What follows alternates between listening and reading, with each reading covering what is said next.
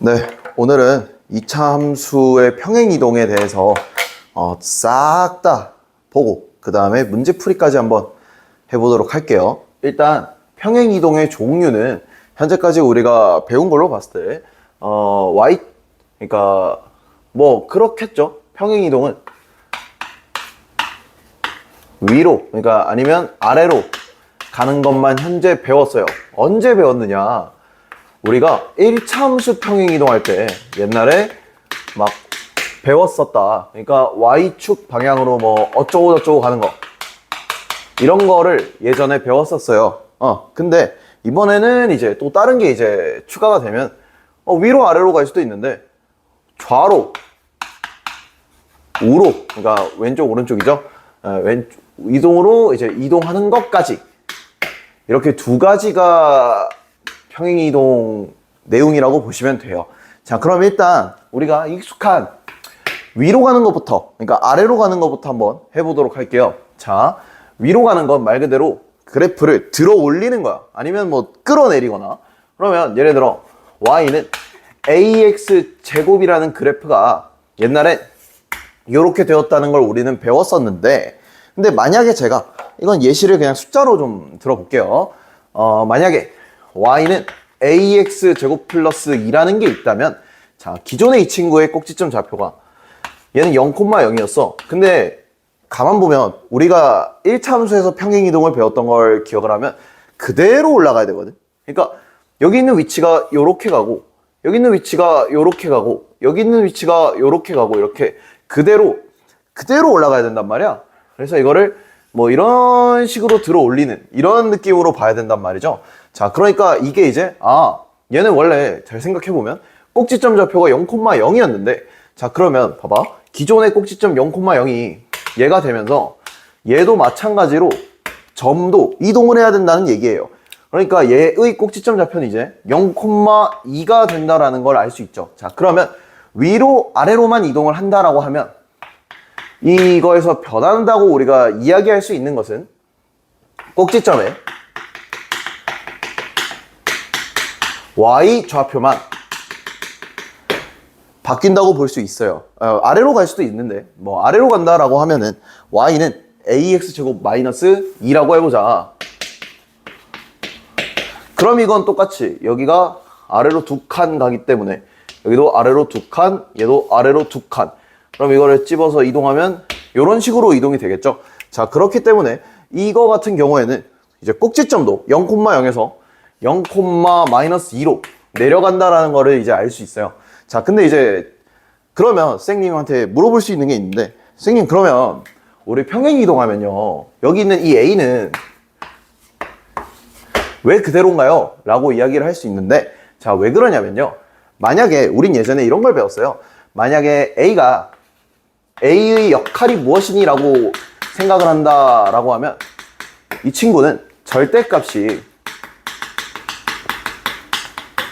클수록 폭이 좁아진다라는 걸 배웠어. 그러니까 폭이 좁아지잖아, 그지? 그러니까 그러면 어떻게 되는 거야? 폭이 좁아진다라고 하면 이 모양을 담당한다고 보면 돼. 그러니까 여기 있는 평행이동은 말 그대로 이거 여기 있는 걸 그대로 올라가든 내리든 이렇게 돼야 된다는 거거든. 근데 얘가 만약에 A의 숫자가 이렇게 변하면 모양이 어떻게 되겠어? 모양이 변화된단 말이야. 그래서 일단 평행이동을 할 때 기본적으로 우리가 가져가야 될 것은 A, 그러니까 최고차항 계수라고 얘기할게. 최고차항 계수는 변하면 안 돼 라는 거를 이 A의 역할을 통해서 알 수 있는 거예요. 자, 그러면 이게 이제 되게 기본적인 거지만 추계방정식도 보면은 우리 예전에 추계방정식은 뭐라고 배웠냐면 꼭지점의 x좌표라고 배웠어. 자, 근데 얘들아, y축 위로 아래로 가면 이 꼭지점의 x좌표는 안 변하지, 맞니? 그러면 얘도 똑같이 0, 얘도 똑같이 0이 되기 때문에 여기서는 일단 추계방정식 안 변한다라는 걸 알 수 있어. 추계방정식 변하지 않는다. 유지라고 적을게.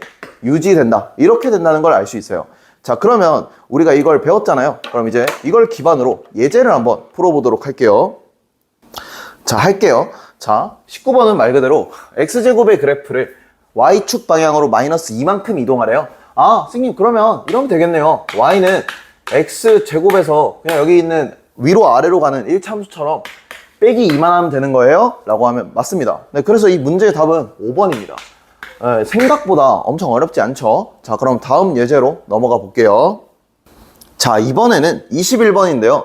자, 이번에는 큰 상황만 적었어. y는 마이너스 3분의 1 x제곱의 그래프를 y축 방향으로 이만큼 들어 올린 그 2차 함수의 식을 나타내고요. 그러니까 2차 함수 식을 구하고 그 다음에 꼭지점 좌표랑 우리는 추계 방정식까지 구해내는 문제예요. 자, 그러면 식은 바로 여기서 그래도 플러스 2를 하면 되는 게 식이고요. 그 다음 꼭지점 좌표는 원래 0,0에서 y 방향으로 이만큼 들어 올라가니까 2고요. 추계 방정식은 변화가 여전히 없다. 그래서 x는 0 이렇게 답을 내면 되겠습니다. 네, 그럼 이제 다음으로 23번으로 넘어가 볼게요. 자, 이번엔 23번인데 이번에는 부호를 분석하는 거네요. 자, 그러면 얘를 봤을 때 자, 일단 a가 0보다 작고 q가 0보다 크다라는 걸 줬어. 자, 그러면 최고차항의 개수 마이너스 a는 양수니까 이거의 모양은 위로 볼록일까요? 아래 볼록일까요? 라고 하면 아래로 볼록하시죠. 좋습니다. 그 다음 q는 0보다 크기 때문에 꼭지점의 y좌표는 양수이다 라는 걸 캐치할 수 있죠. 이 함수의 꼭지점 좌표는 0,q죠. 그럼 제가 이걸 기반으로 그래프를 대략 그려볼게요. 그러면 위로 볼록인데 꼭지점이 y좌표가 0,q니까 q 찍고 이렇게 하면 되겠네요. 그죠? 자, 그럼 이거랑 비슷한 그림이 무엇이니라고 이제 찾는 게 23번 문제인데 이거의 답은 이제 디귿이 되겠습니다. 네, 이런 문제는 충분히 나올 수 있고 똑같아요. 여기에 a가 음수니까 마이너스 a 이거 부호 있잖아요. 이 부호 판단하는 거 조금 주의해서 한번 풀어보면 될 것 같아요. 네, 25번입니다. 25번 문제는 y는 마이너스 x제곱의 그래프를 y축 방향으로 마이너스 2 이동시킨 이 그래프가 2,a를 지날 때 a를 구하는 문제인데요. 자, 일단 이동부터 시켜야겠네요. 이동을 하면요. 마이너스 x제곱 마이너스 2가 돼요. 근데 이 그래프가 2,a를 지나니까 말 그대로 대입하면 돼요. 자, 그러면 a는 마이너스 4 빼기 2니까 a는 마이너스 6이죠. 이렇게 구해내시면 된다. 매우 어렵지 않으니까 조금만 꼼꼼하게 잘 풀어보면 될 것 같아요. 자, 근데 이제 다음 문제인 27번은 꽤 까다로운데 이걸 풀 때 방법이 있으니까 우리 이제 이걸 보시는 분들은 필기를 꼭 해주시면 좋겠습니다. 네, 이번에는 27번인데 27번 문제 중요합니다. 5개 정도 하면 될 것 같아요. 네. 자, 그러면 이게 왜 중요하냐라고 하면 도형이 나왔어요. 일단 2차 함수에서 여러분 2차 함수와 지금 이런 식으로 도형이 결합된 문제에서는 우리가 항상 생각해둬야 하는 게 하나 있어요. 자, 2차 함수는 제가 중요하다고 얘기한 게 축 대칭이에요. 그러니까 일단 축 대칭을 무조건 의심해봐야 돼. 그러니까 도형 문제 나오면 축 대칭 써야 되나? 이거를 반드시 의심을 해봐야 돼. 자, 그 다음에 지금 도형 문제가 그리고 2차 함수에서 나왔을 때 우리는 또 가져야 되는 두 번째 자세는 무엇이느냐라고 하면 한 점을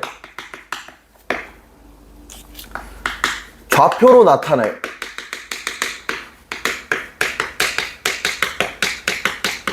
이거 중요해요. 그러니까 무슨 느낌이냐면 예를 들어 a, ak 제곱 이런 느낌으로 문자를 추가해서 나타내야 된다. 이게 생각보다 문제를 풀 때 키워드라고 볼 수 있어요. 자, 그러면 그렇게 적용을 한번 해볼게요. 자, 보시면 자, 지금 이 문제는 정사각형이라고 했어요. 나는 이걸 이용할 거야. 자, 그럼 보시면 나는 이 D의 좌표를 A, 여기 있는 그대로 대입해야 되겠죠? 4분의 1 A 제곱 더하기 5라고 해야 되겠죠? 자, 그런데 여기서 중요한 것은 2차 함수는 축 기준 대칭인데 지금 보시면 이 AD는 얘네가 정사각형이기 때문에 여기의 길이와 여기의 길이가 같아요. 자, 그러면 여기와 여기의 길이도 같아야 된다라는 거죠. 선생님, 왜요? 라고 하면 2차 함수에서 축대칭을 내가 의심을 하려면 y축이 같아야 돼. 그러니까 축대칭이 되려면 일단 2차 함수에서는 y 좌표가 같으면 의심할 만해. 사실 거의 뭐 100%라고 말해도 단정할 수 있어요. 왜냐하면 지금 우리 이 2차 함수의 축의 방정식은, 이 문제에서 축의 방정식은 x는 0이잖아, 그지? 자, 그러니까 x가 0이라고 말하는 건 y축이랑 같단 말이지? 자, 그러니까 y축에서 지금 이 점 A와 이 점 D는 2차 함수 위를 지나며 여기와 여기는 길이가 정사각형이기 때문에 같다는 게 보장이 되어 있어요. 그럼 y 좌표가 지금 어떻다는 거야? 같다라는 거죠. 아, 그럼 얘는 이 축 기준 대칭이니까 여기의 길이와 여기의 길이는 같다라는 거를 파악할 수 있다는 거죠. 자, 그러면 오케이, 잡았어요. 그럼 내가 여기 길이를 A로 잡으면 여기의 길이도 A가 될 수밖에 없는 거야. 자, 그 다음에 여기의 길이는 그러면 뭐가 되니? 라고 하면 마이너스 4분의 1 A제곱 더하기 5라는 Y좌표 그대로를 집어넣어 주시면 돼.